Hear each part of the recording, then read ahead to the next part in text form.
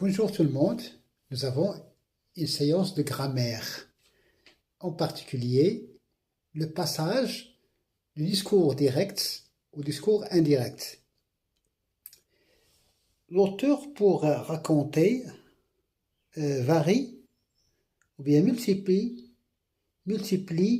les types de discours. Il emploie parfois le discours direct, parfois le discours indirect, parfois le discours indirect libre, parfois le discours indirect narrativisé.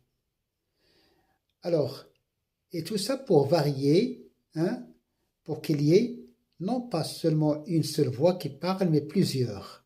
Et donc le récit est traversé de plusieurs voix. Soit, parfois c'est le narrateur, parfois c'est l'auteur, parfois c'est le personnage. Alors, on va voir dans la première phrase les signes du discours direct. Ali a dit, c'est la phrase introductrice, deux points, les guillemets, je vais à la plage. C'est Ali qui parle, le narrateur ne change pas les propos, il ne se mêle pas, il laisse Ali parler directement. Donc, reste objectif. Le narrateur reste neutre et objectif.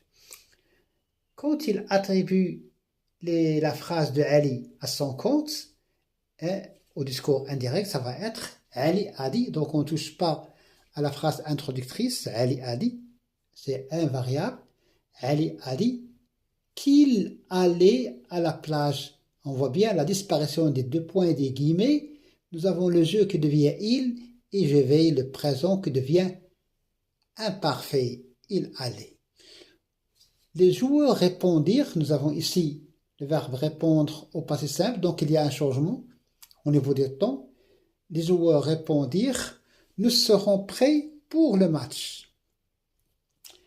Alors, au discours indirect, les joueurs répondirent qu'ils seraient prêts pour le match. Au discours direct, nous avons le futur et au discours indirect, ce temps va être remplacé, transformé au conditionnel présent.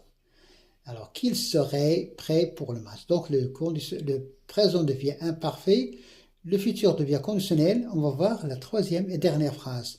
Le jeune annonça, donc nous avons aussi ici le verbe au passé, donc il y a un changement. J'ai été conscient de mon comportement ou bien de ma conduite. Le jeune annonça qu'il avait été conscient de son comportement, mot qui devient son, et le passé composé qui devient plus que parfait. Merci et bonne chance.